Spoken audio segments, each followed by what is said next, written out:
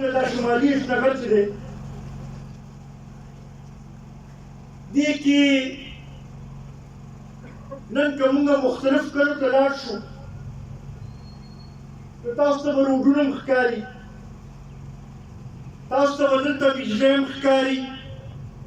تاسو ته به دلته کې سکولونه هم ښکاري، تاسو ته دلته کې به هسپتالونه هم ښکاري.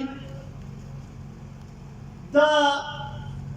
که څو کاله مخکې موږ لاړ شو او خصوصا ما ته رایاد شي چې 1988 نه مخکې دلته کې دا حالات نه وو.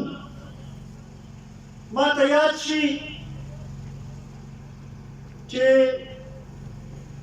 یا د 90 الیکشن یا د 93 الیکشن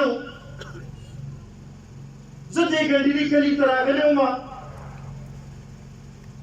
شوکت خان راسره و او موږ دلته کې چې کېناستلي وو او خبرې مې کولې، نو هغه وخت سره د ګنډیري د کلي د BHU ذکر راغی چې دا مشر جوړ کړی، د ګنډیري کلي کې سکول ذکر راغی چې دا مشر جوړ کړی. بیا خاص کر په هغه وخت سره د بجلۍ په مد کې خو خصوصا په ګنډیري کلي باندې یو لوی دغه شي و، ځکه چې جبار باچا هغه وخت کې د پاټۍ کې و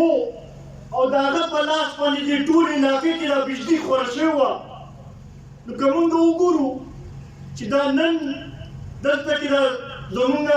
کشران ناست دي، دوی ته که نن دا لږه ډېره ترقي ښکاري،